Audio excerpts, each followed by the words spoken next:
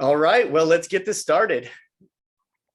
Hey, everybody. Welcome to week 10 of Pursuit for Purpose.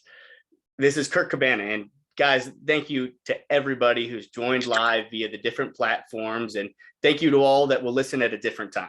You're all appreciated beyond a measure that I can't comprehend. Pursuit for Purpose brings the world's most passionate athletes and coaches together in a collaborative environment to encourage our goals and aspirations. By using the teachings and the principles of the greatest minds before us, we'll give our members the foundations to build the rest of their lives and become champions of character.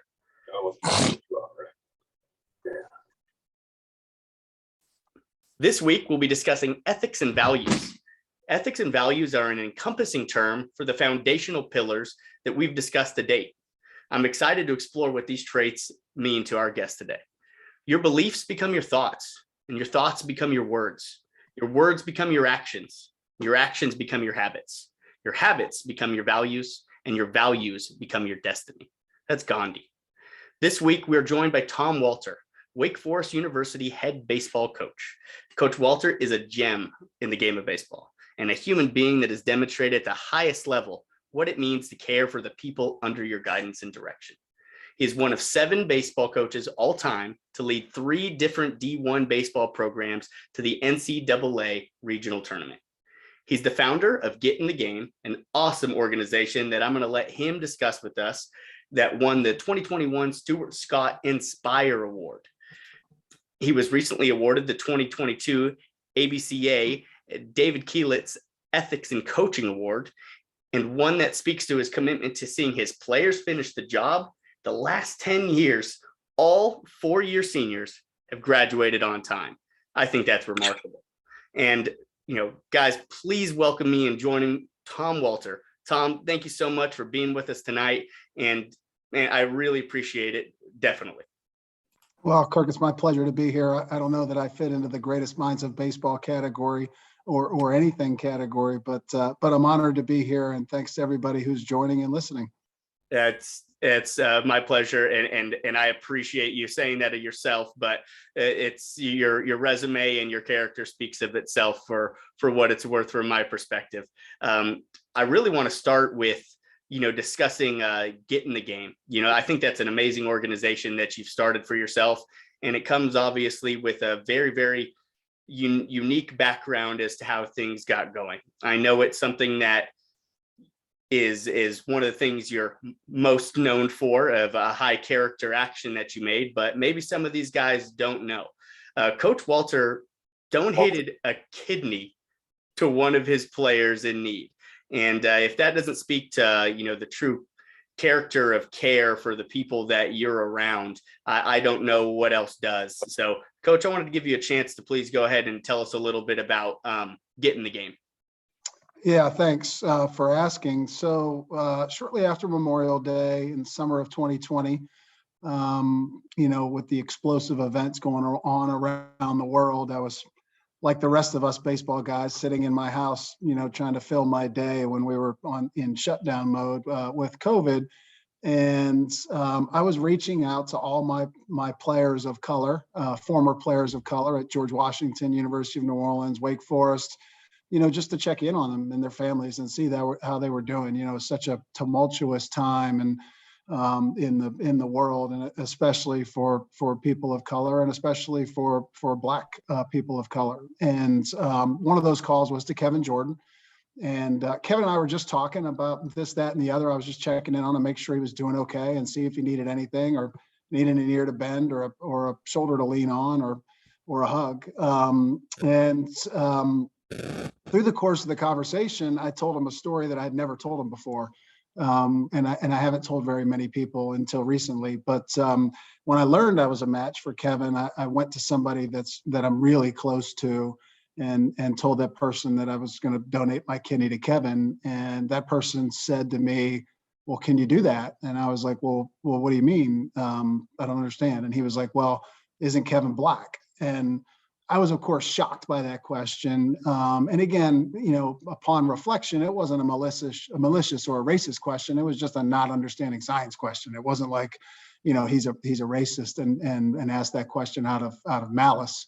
And I remember my response very clearly. And I told Kevin this story, and my response was, well, yeah, my blood and his blood are the same, and that's all that matters. And, as soon as those words were out of my mouth, I thought to myself, man, that's the message the world needs to hear right now. After Memorial Day and George Floyd, the world needs to see me, old white guy, standing next to Kevin, young black guy, saying, our blood is the same, and that's all that matters here. And, we're all, the message being we're all in this thing together. And, I don't understand why we're still having these same conversations about race that we were having 60 years ago when Martin Luther King was on the steps of the Lincoln Memorial. It just, to me, it's astonishing. We've come so far in so many other things, LGBTQ rights and things like that have come a long way. And it just seems like in the race conversation, we haven't, made any ground. So, and I tell my players this all the time, Kirk. It's like, in today's day and age, it's not good enough to be sympathetic to a cause and not do anything about it. You can't just be a bystander anymore either. I tell my players, look, you're either part of the problem or you're part of the solution. There's no like gray area where you can just stand on the sideline and do nothing. So that was the idea for Getting the Game. I called a friend of mine who's kind of at the intersection of education technology and social entrepreneurship. She teaches in grad school at the University of Pennsylvania. And I was like, look, I have an idea for a program. I want to get into the schools and tell our story about shared blood. And I want to parlay that into conversations about race and have these kids be a little more comfortable in their skin, a little more understanding of who they are, a little more respectful of each other's decision of who each other are and the places they come from, have some kindness and some empathy and some dignity and some diversity. And then I want to get these kids out into their communities, making a difference. I want to educate them first, have them have these conversations. And let me be clear, we're not here to tell these kids what to think or how to think. We just want to give them the tools and let them make their decision of who they are and what they stand for and what they want to do. But, for me, there's no other life than choosing a life of service over self. And if we can get these kids to better understand who they are and what their values are and send them out into the world, to make the world a better place, then that's a win, even if we get one kid to do that. So it's been cool watching this program come together. We've got about 1,000 kids in the program right now. And we're growing every day, and it's been really fun. And as you said, we got the Stuart Scott ENSPIRE Award from ESPN recently. We've got a big announcement coming up in a partnership with ESPN and Disney. I can't disclose that yet, but it's going to be announced here soon, and it's going to be a game changer. So we're, again, pretty excited about it. And Kevin is a full-time employee of the organization, and is out there. He's the one that's kind of slugging it out, making a difference every day. Tom, I apologize. I got a smile that I can't wipe off my face. I mean, that you pretty much knocked it out of the park on one simple question so far. So I'm elated at the rest of our discussion that we get to have. But what an organization and what a story, what a journey that you've gotten to be on. And man, that I can't imagine what it's like to get to be guided by you on the baseball field with these guys, knowing that they're being guided as people first as well, and the rest has kind of no choice but to come. I'm sure it makes it easy a little bit at different times to go like, hey guys, what's your excuse? I've not that you're using you as any kind of personal thing, but they've got a testament to what it means to see the bigger picture standing right in front of them. So as young adults, I'm sure they can easily get distracted, but hopefully the focus gets regained pretty quickly when they get those distractions and can start to see the bigger picture. So I'm going to jump right into some questions for us. And, one of the first ones being, Tom, how can sports be used to teach ethics and values to its participants? Well, so many life lessons. I mean, we hear it all the time, but sports is a microcosm of life. I mean, you're every day you're dealing with adversity. You've got tough decisions to make. You've got to make a decision on a daily. In every game, you've got decisions to make about, do I have a team at bat here, or do I have a selfish at bat here? Little things like that. I love telling one of the stories I love telling the team is an Andrew Luck story. And I'll get a little. I'll circle back to the question, but Andrew Luck was playing at Stanford, and they were playing the University of Washington, and they were coming down the stretch in the Heisman race, and he and RG3 were kind of neck and neck, and it was, the 9th or 10th week of the season, and RG3 played earlier in the day. against somebody and went for like 480 yards and 5 touchdowns, just had a monster game and took the lead over Andrew Luck. And they played Washington on that day and they won like 42-7. And, Andrew Luck got pulled in the third quarter and had like 1 touchdown and didn't have a very spectacular statistical game. And he's coming off the field and his coach says to him, he goes, "Hey, sorry about the game." And Andrew Luck's like, "What are you talking about?" And he's like, "I had a great game." He goes, "We didn't have any offensive penalties." He goes, "I got the ball." He goes, "I made the right call at the line of scrimmage on every play, got the ball in the right person's hand consistently all day today. We had 3 rushers go for over 100 yards. He goes, "I played my best football game of the year." And I use that story with our guys to say, how many times has the team won the game, 6-2, you go out to the parking lot, you see your parents and you were 0 for 4 and your dad says, "Hey, sorry about the game." And it's like, and how many times have you said, "What are you talking about? Did you see that ball in the dirt read I got, in the 6th inning and came around to score on a pass ball, or that play I made in left center field to save 2 runs, or that 9-pitch at bat I had to knock that pitcher out of the game?" There's a million ways you can help your team win that don't involve getting a hit. And that story I use as an illustration to teach that. And I think, again, to answer your question is, trying to get these guys to understand that the most important thing in the world is how you show up, just how, being intentional about how you show up each and every day.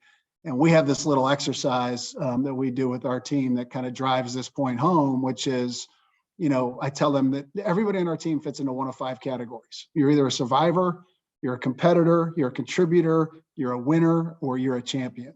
And then we go about defining those categories and what the differences are. And then we, send the guys out of the room 3 at a time, and we talk as a team about what category this guy's in. And then we pull that guy back in the room and we say, "Okay, Kirk, what category do you think you in?" And Kirk says, "Oh, I think I'm a winner, and these are the reasons I'm a winner, and this is what I need to do to be a champion." And I'm like, "Well, that's great that you think that, but your team, they think you're a competitor, and this is what you need to do just to be a contributor." And again, getting what I told our guys in our exit meetings last year were, you got so many people in your life telling you what you want to hear. You got your parents, your girlfriend, your agent, you got scouts, you got, your friends, your teammates. I said, I need to be the guy that tells you what you need to hear. And in order to do that, I've got, as I said in that biomechanical conference, in order to do that, I've got to open your heart so you can hear that message. And, for me, at the end of the day, that's how we use sports. We use sports as to teach those little life lessons day in, day out, that they can take with them to be great fathers and husbands and employees and employers, and again, choose that life of service over self.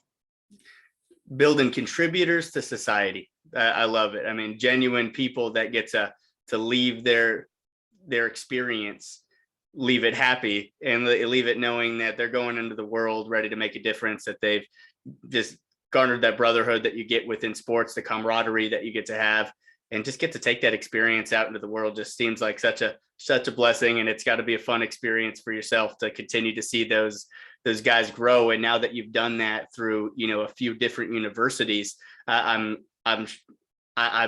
flabbergasted at just probably the messages that come to you of the experiences that these guys are having, and probably the thank yous that are coming back around full circle. I'm sure that's a point of pride to yourself that you wear as a badge of honor.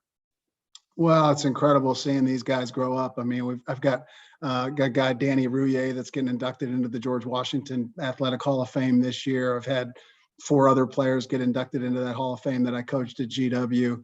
Had several big leaguers along the way. These guys are becoming fathers now, and they're going out into the world and blazing their path. And I just love 2 things. I love that they stay connected with me and really with our program. I get parents from University of New Orleans that'll come watch Wake Forest games, and George Washington parents, that I've stayed in touch with over the years. But I love that they stay in touch with each other. These guys, they make an effort. That bond that they create amongst themselves, that brotherhood. These guys are getting together every single year and taking a golf trip or coming to watch a ball game, or just finding a way to get 2 or 3 days. That's one of the things I tell all these young players. I'm like, man, make it a habit. You talked about habits in your opening remarks, and I thought that was perfect. I love that Gandhi saying. And but one of the habits has to be staying connected to your college teammates and your brothers, because find that time every year, make it a priority, because it's just too easy to let 10 years of your life go by without doing that stuff. You're absolutely right. It's too easy to just let things go by. In your experiences, how do you deal with and educate your student athletes on their shortcomings of their ethical and moral decisions? Well, again, you never do it in a public fashion. Like I very rarely do that publicly. Like if somebody's not playing hard or they're acting selfishly or they're putting themselves in front of the team, again, I'll very rarely call them out in front of anybody else on that, but I will pull them into my office or pull them aside and have a private one-on-one conversation with them. So first and foremost, I always try to make those conversations as non-confrontational as possible. Now if it persists after that one or two conversations, then yeah, I might make an example out of them, intentionally. But if I do make an example out of somebody, I never do it out of anger or out of emotion. It's with a reason to drive a message home, and it's not meant to embarrass. It's meant to be a teaching moment. The second thing we do, and we just started doing this, and Kirk, I love this. I would tell all coaches out there that this was one of the greatest changes we ever made. I mean, we start every practice in our team meeting room this year, and we've never done that before. So we get in our team meeting room, and again, not everybody has a team meeting room. Ours is amazing, but you could do this out on the field. You could do this anywhere, but and we'll take 20 minutes, 25 minutes, and I'll put the practice plan up and we'll talk about the practice plan and what we're trying to get out of the day. But then I'll show a video, just a little 5 to, as many as 10-minute kind of motivational video. One day it might be Kobe Bryant, or it might be a clip from Miracle, or it might be, who knows? I mean, it's been, obviously we've done it probably 100 times this year. So it's been 100 different videos, but, and then use that video to kind of send a motivational message of the day. And sometimes it's just about being intentional of your work. Sometimes it's just about a commitment to excellence. Sometimes it's about coming together as a team or whatever, but it's just some message, some little message every day. And we've got our guys, this year using the phrase all in. You've got to be all in all aspects of your life, not just baseball. We know these guys are all in baseball because they're playing in the ACC and they want to play professional baseball, each and every one of them. So they're all in on baseball, but it's more than that. It's all in on your academics. It's all in on being a human being. It's all in on your nutrition, all in on rest. You've got to, Coach Salento says all the time, how you do anything is how you do everything. You can't be excellent at one part of your life and not be excellent in another. And again, Kirk, that doesn't mean they all get 4.0 GPAs. That's not my point, but they should all be showing up to class and be engaged and be honest and be intentional about what they get out of that class. They should put their cell phones away and take their hats off and, be respectful, make eye contact with professors, participate.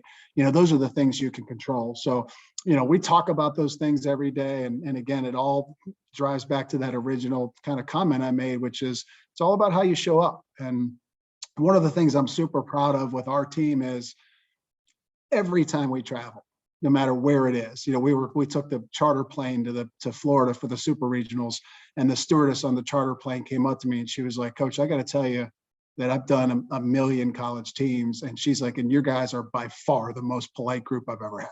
And that's what, to me, that's what makes the difference. Whether it's a waitress at the restaurant, it's the person who checks us in at the hotel. I tell our guys all the time, man, you can tell a lot about a person on how they treat the people who don't impact their life, right? Those people that, you just look at and it's so easy to look through and glance past. But if you take 2 seconds and make eye contact with that person, make that person feel heard and feel important and be grateful for that person, whatever they're doing to help you, I mean, it just goes such a long way. So again, little things like that are kind of what get me out of bed in the morning. I just got to say thank you for not making me feel like a crazy human being, for feeling like those are the more important things that our game needs. It's especially when we're discussing about sharing a video, bringing guys to the same focal point right before you're starting to go on to a mission. We've actually started doing some of the Alan Jaeger mindfulness training, and I've enjoyed leading it, and seeing these guys. I've enjoyed where somebody has to step to the side and say, hey coach, I needed that today, and because we don't know where they're coming from before we get them in that situation.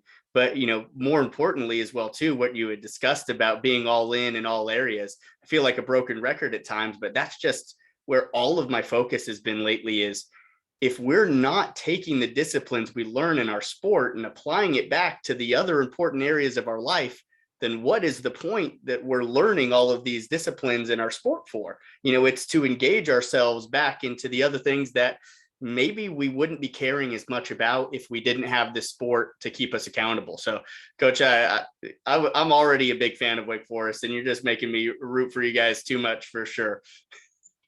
Well, I appreciate that. And I appreciate you doing the same with your guys. I mean, again, it's, Wake Forest motto is pro humanitate, which is for others. And, again, that life is, that mission is something we take very, very seriously here. And our guys thrive at it. They walk that walk. I'm so proud of our guys, each and every one of them. And again, if they walk a run in with the bases loaded, then, again, yeah, we're going to be upset in the moment. But at the same time, we know that kid poured his heart into that pitch, and, he didn't make the pitch, and he'll make the next one. Right. Coach, what values represent you the most, and what do you try your best to instill upon your players? Well, the one thing I talk about, and I pride myself on, is first and foremost being a gentleman. And what encompasses being a gentleman. A gentleman is somebody who is kind. A gentleman is somebody who has empathy and compassion. A gentleman is somebody who puts the needs of others first, is respectful and polite. We read a book. We do a team book with our team every year. And this year we did It Takes What It Takes by Trevor Moad. And last year it was Brothers Forever. And the year before that, it was A Season of Life. And The Season of a Life was an interesting book because it talked about, it was written by a football coach from Gilman High School in Baltimore, and Joe Ehrman. And Joe was a Baltimore Ravens football player. And well, I guess it wasn't the Ravens then, it was something else. They were the Baltimore Colts.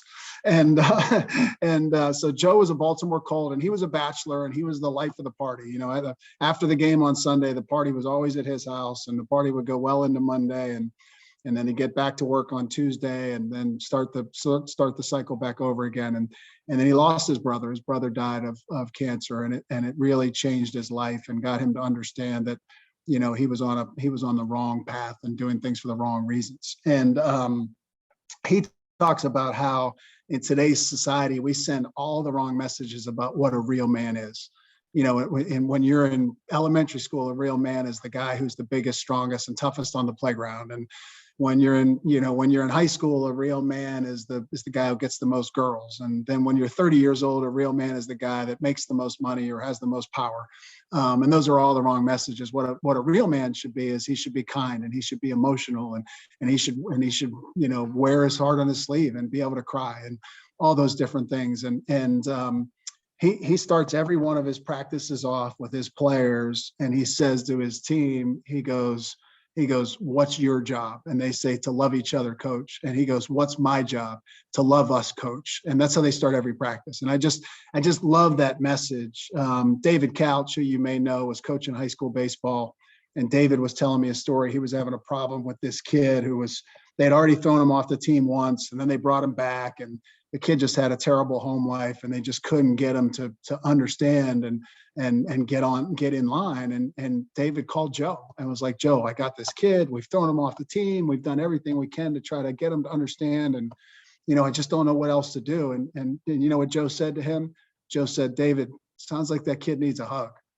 And you said it, what a powerful message that is. And you said it earlier when you said these kids come from all different places, and we don't know what's going on in their life. We don't know if their girlfriend just broke up with them, if they got a grandfather who's sick, or, a mom or a dad who lost their job. I mean, sometimes we just don't know. And, to make assumptions and to assume that everything's okay is faulty. These kids are 18 to 22 years old, and they're dealing with a lot of things. And sometimes they're coming from a place that we don't quite understand. And it's our job to be empathetic and be kind and try to get underneath and figure out how we can help.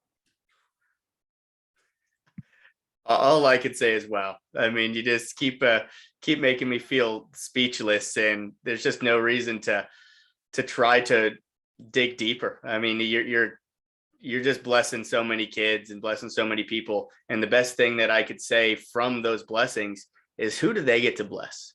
What is the knowledge that you bestow on these young men, bring into the world years from now that we don't understand because they're then passing it along? What we learn what we teach gets passed on, whether or not we like it or not.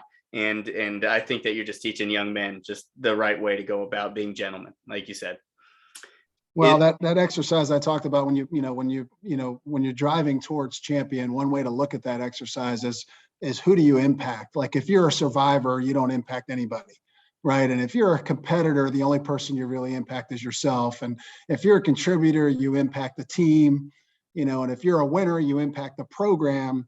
And if you're a champion, you impact everybody you touch every single day. Like every single person you touch every single day, right? That's who you impact. And again, that's what we're all driving towards. And again, we're not champions every single day of our lives. None of us are. We're human beings, and we have flaws and we have faults, and some days we don't show up. But if we're making a conscious decision to be champions most of the time, then that's a huge win. So again, that's what we're all driving towards. And I'm so glad you said it like that as well too, Tom, because it just needs to be said. None of us are holier than thou. We're all going to make our mistakes. We're all going to have our shortcomings. We're all going to have our transgressions, but it's that roadmap and that blueprint that we have that gives us a little bit more foresight to return back. But if we don't have that guidance, even of what we're working towards or those values that we're working behind, it's that much easier to keep slipping for ourselves. So I just think it's so awesome that you've just given so many beautiful gems of wisdom already. But I wanted to ask one thing I'll add to that is when you give of yourself, what you get in return. And I say this all the time. They're like, oh man, the kidney donation, what an amazing gift you gave. And I'm like, no. What I got in return was way more valuable than what I gave. I gave a kidney, but what I've received back from that is a million times more valuable. The stories, the part of people's lives that people share their kidney donation stories with me. They email me for advice on those things. I hear from people. I've had people come up to me at the football game in tears. And, so point of the matter is like what I've gotten back from that gift. I mean, I can't even put it into words. That's electric. And exactly. I mean, you got people probably just waiting for the chance to hopefully pass you by and just share that little love that you had no idea that you'd already given them. And that's just so profound, and got to be a gift that stops you in your tracks, I'm sure, at different times. No doubt. I met a woman in Baltimore at this event I was at, and she introduced herself to me and just to say, thank you and what an amazing blah, blah, blah, blah, blah. And she went to Johns Hopkins. This was in 1969. She went to Johns Hopkins Hospital and said, I want to give my kidney. And they said, to who? And she said, well, I don't care to who. I have two and I only need one. I just want to donate it to anybody. And Johns Hopkins was like, you can't do that. And she's like, yes, I can. It's my kidney.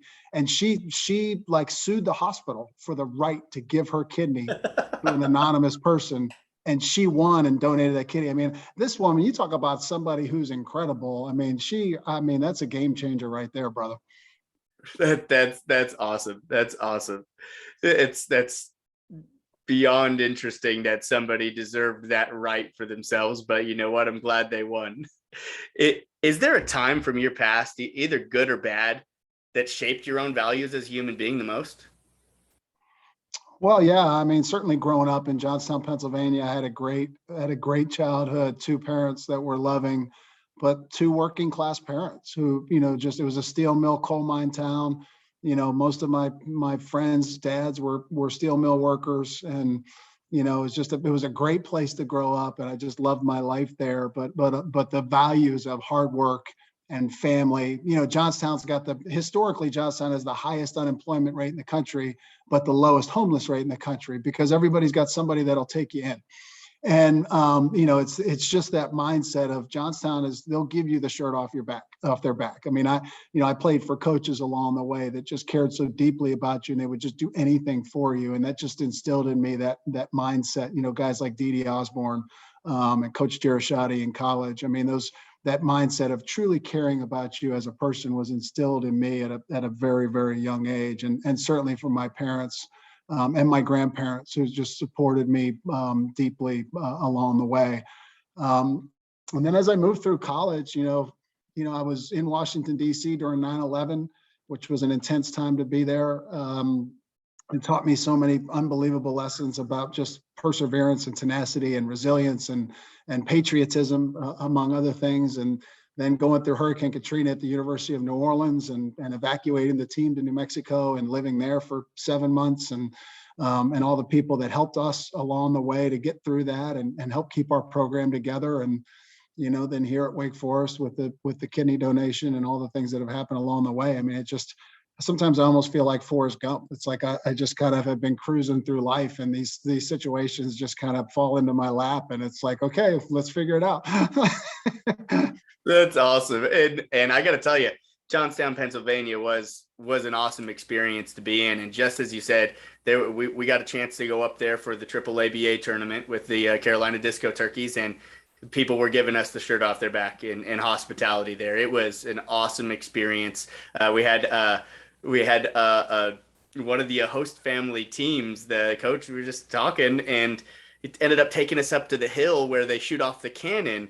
And so I got to be up there on that perspective and see the game from that view and talk to those people up there. But just walking around that stadium and talking with everybody and sharing and just the joy that what that baseball tournament brings to that town, it made me so excited that it was able to happen, because the previous year before was the first time in so long that they didn't get to have it because life has been happening with COVID the way that it has been.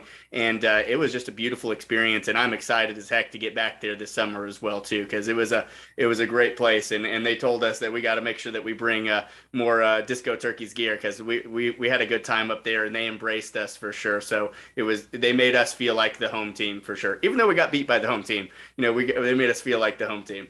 Well, that playing in that tournament was one of the reasons I chose baseball, because when you're 8 years old and you're going to those games, man, playing in front of 10, 12,000 people, you're like, that's what I want to do. I want to be on the field for that game. So it's like, when you're young, that's what you dream about. You don't dream about playing in Yankee Stadium. You dream about playing in that tournament. Right. That's awesome. That's awesome. And such a cool place to get to have that experience. Tom, what are the most important values that we all share in common? I think we all are inherently good. I think, I hate it when coaches today say kids are different. Kids aren't different. They're not different. They care about the same things. They're motivated differently. Now kids have to understand why they're doing something. It didn't used to be. When I was growing up, your coach said, do something, you did it. And your parents, if your dad was a Democrat, you were a Democrat. If your dad rooted for the Steelers, you rooted for the Steelers. These kids today are wired differently. They ask why. And I love that about these kids. They challenge you. But if you get them to believe in what you're doing and you get them to understand why they're doing it, they work just as hard, if not harder, than any generation prior. So I hate when coaches say this generation is lazy. They don't want to work. They don't want to that's not true. They just have to understand why they're working, and they have to believe in what they're doing. And if you can get there on that, you'll get the most out of your team and those players. So again, I think the one value we all share is that we all inherently care. We all want to be loved. We all care. We all care about one another. Sometimes we just need to understand why we should do those things. It's beautiful. That's beautiful. Absolutely. Let me ask you this as well. What's your purpose? Leave the world a better place. I say it, and that's a microcosm and a macrocosm. So when I leave this world, I want to leave an imprint on my kids and these players that they have that mindset of making the world a better place. Says, if you leave this world better than you found it, it's a win. But it goes to little things like the dugout. Like I tell our team, it's like, when we leave this dugout, it's better than when we got in here. You know what I mean? We're going to pick up every piece of trash, and whether I have to do that myself, we're not going to spit sunflower seeds on the ground. We're not going to, hit the bat rack with our helmet or bat after we strike out. It's just all those things it's just not who we are and what we're going to do. So to me, the number one thing is affect as many lives as you can, make an impact on your family first and foremost. Stay true to yourself. As I would add to that. I mean, I talk to our guys all the time about, I'm sure you've done this exercise with your players, Kirk, where you talk about the jar with the big rocks and the pebbles and the sand and the water and how you fit those things into the jar. And you got to put to fit everything in the jar, you got to put the big rocks in first. And that's what I tell our team. So whatever your big rocks are, family should be one of those. Faith obviously should be one of those. Baseball and academics are hopefully the big four.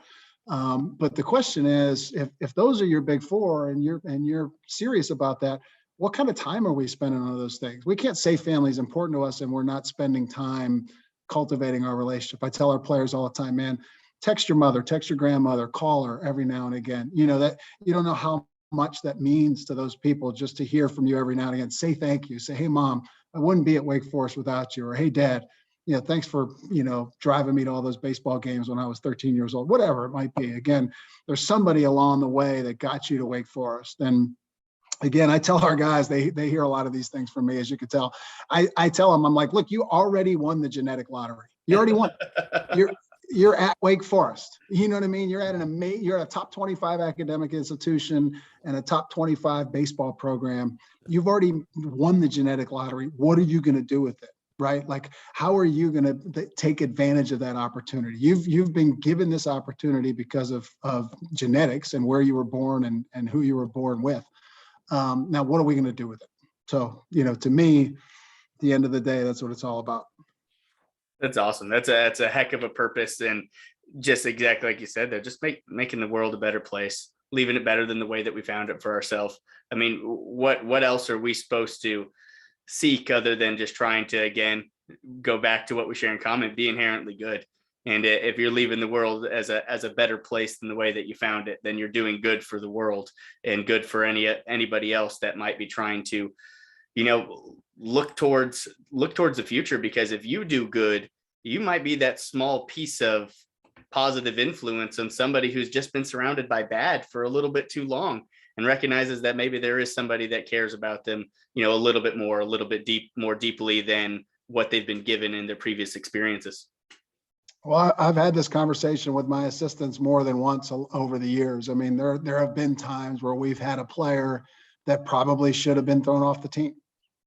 But it's like, if we throw him off the team, I know, and he ends up at a junior college and he's not going to graduate, his life has forever changed. Like the course of his life has changed. One of the places I loved coaching was University of New Orleans, because I got so many first generation college students there. And with those kids, you had a chance to change the trajectory of a family. You get a kid who's a college graduate for the first time in a family, then that becomes the standard and the norm for the next generation and the generation after that. And it changes the course of a family's destiny for hundreds of years. And to me, that's what it's about. That's what's powerful. At Wake, these kids, we get very few first gen college students here, but now we're fighting a different challenge. We're getting these kids to, again, understand that life of service over self and giving of themselves. And not that they're not already doing that in their schools and their hometowns, because a lot of these kids are, but we can hopefully help make that better, make it a bigger priority. That's golden. And I know I've asked you a lot of questions at this point, and I want to give a chance to everybody here in the Zoom. If you have a question that you might want to ask, give me just a second, start pondering it on yourself. And then I'm going to open it up to you guys to ask Coach Walter here a couple of questions if you choose. But before we get into that, I wanted to make an actionable request to you guys, just something small this week for yourself, something to ponder. Maybe it's something you needed to hear. Maybe it's something that you needed to do. But just this week, I want you to take three things that you can control within yourself that'll build upon the ethics and values that you hold true to yourself. And do these things every day this week, and see if it can build some momentum into next week. And if those things help you every day, take it into the next week and beyond. Feel free to share those things with me in a tweet or a DM or an email, whatever you'd like. I'd love to support you in any way that I can. And if I can recommend a book request for this week, it'd be The Compound Effect by Darren Hardy. I believe that a lot of this stuff is about consistency. We feel these things, we believe these things, we enjoy these things that we're building upon, but it's too easy to break the cycle and start to get into your own head. But it's way easier to do day 16 after you've done 15 in a row than it is to get started from zero for yourself. So just take the time for yourself to really start putting that intentional focus on the couple of things that you can truly control and build some positive momentum, because believe me, from my own experiences now with trying to do this stuff, guys, it's going to lead to the fourth thing that you add on, the fifth thing that you add in. But it's a lot harder to add on new things that are going to better yourself when you're not doing anything that's in line with who you believe that you're supposed to be. So, at this time, guys, if you've got a couple of questions for Coach while we're still within our time, feel free to go ahead and take yourself off of mute and ask away. I guess I'll jump in. First of all, thank you, Kurt, and thank you, Coach Walter, for taking the time out. I can't imagine how busy your schedule is. So I really, really appreciate that. I guess a question that I would want to ask, knowing everything you know now, being around baseball for as long as you've been, seeing and hearing and learning everything that you have, what are some powerful takeaways that you can give to a young head coach starting out? Yeah, thanks for the question. I appreciate it. First and foremost, find mentors and people. One of the mistakes I made early in my career is I didn't really have a mentor. I wasn't working in college baseball when I got my first head coaching job, and I didn't really, have spend time as an assistant working underneath somebody as much as I should have.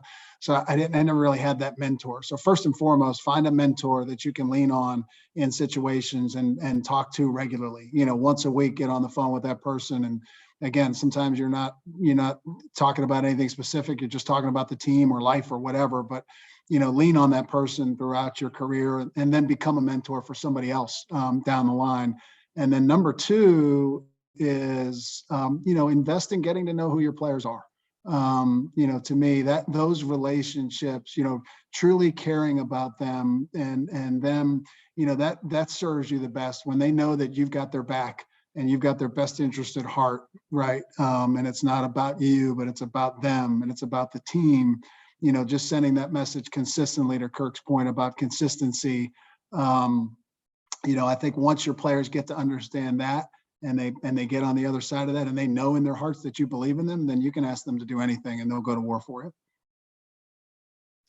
Cordero, thank you so much for asking that question, man. And I know that the young men under your tutelage in your program are lucky to have you, and especially being that you got them at the prime spot. I know other people might overlook different ages, but I think middle school is a prime time to be able to get them geared and ready. And I think that young men are becoming more aware of being good young men even earlier in life as we're growing as a society and developing.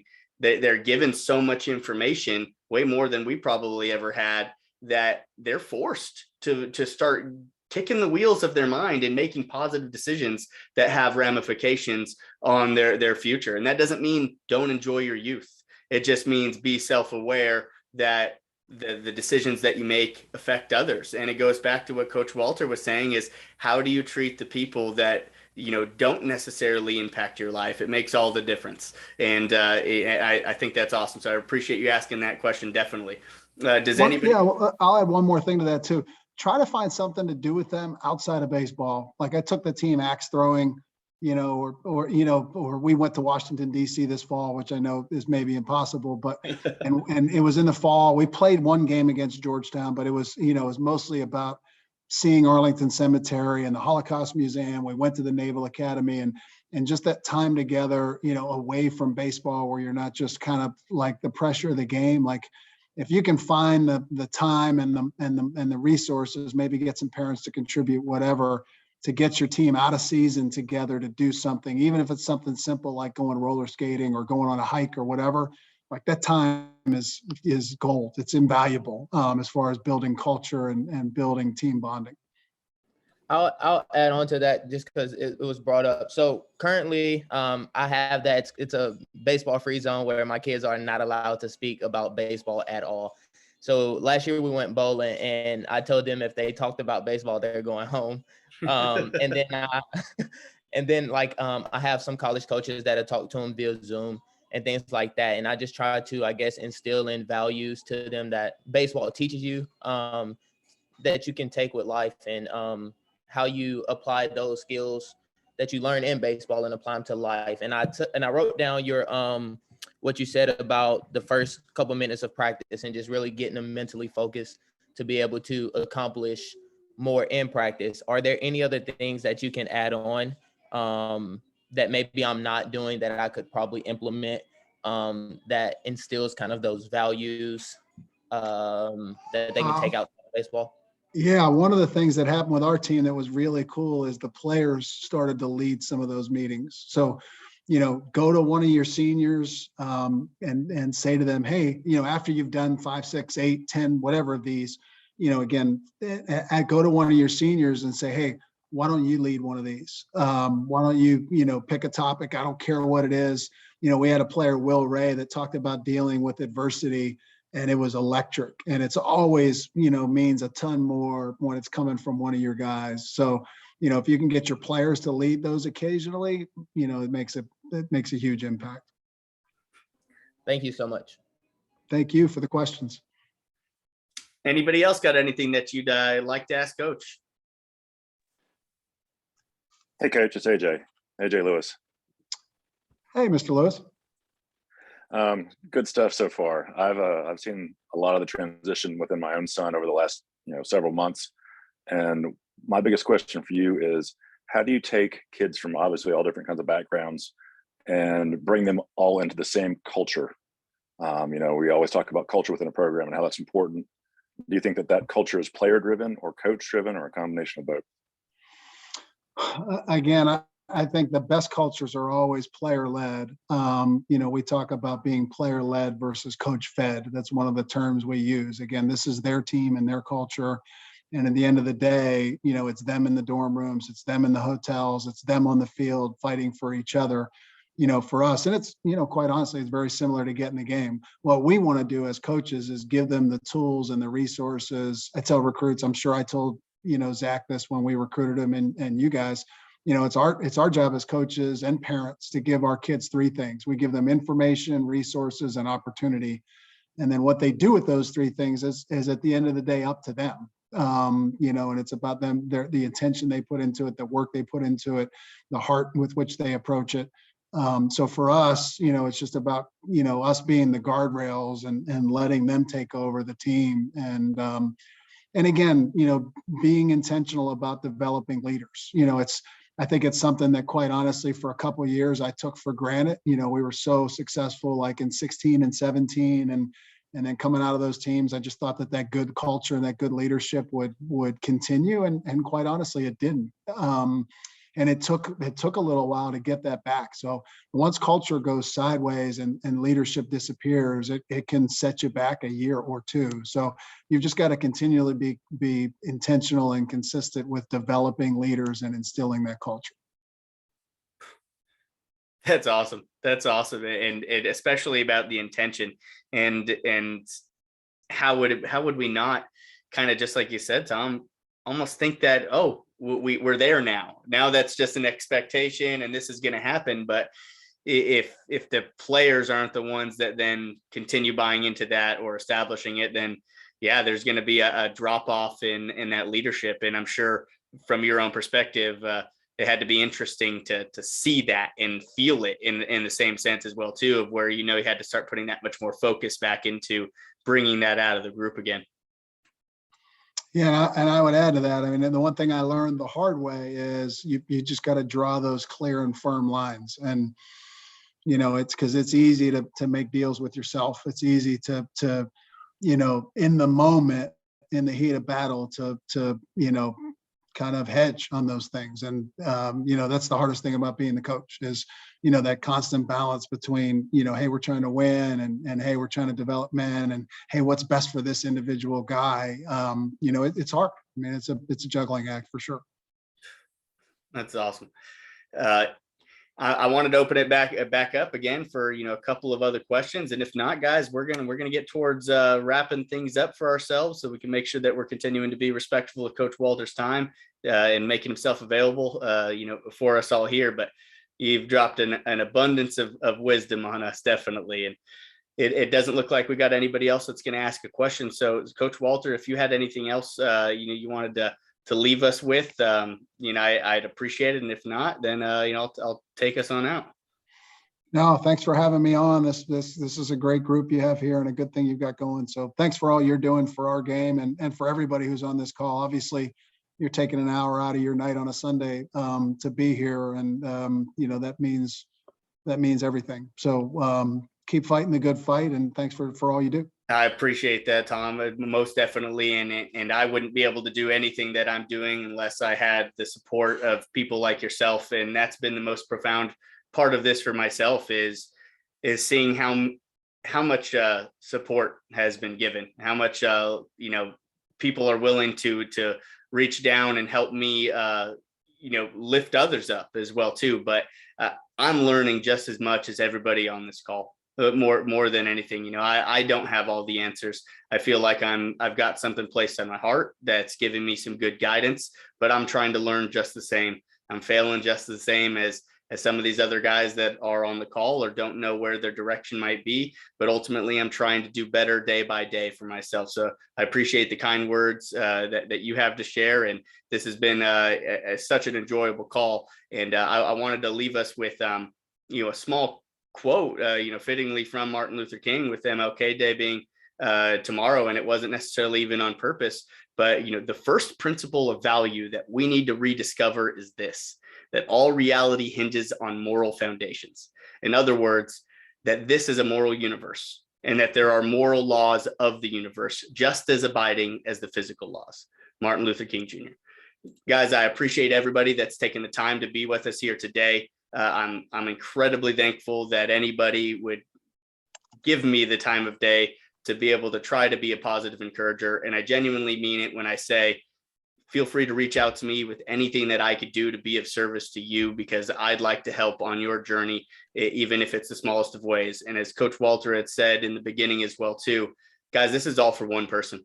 If this makes a difference in one person's life, if this makes a difference in half of a person's life, that's enough for myself to feel like I need to keep going and keep spreading light and positive energy throughout our universe. So appreciate it again, Coach Walter, for being with us. Appreciate everybody that had some questions to ask, and we'll see us next week. Have a great one. Go have an awesome week. Thank you, everybody, for your time. Thanks, everybody. Thanks, Kirk. Take care.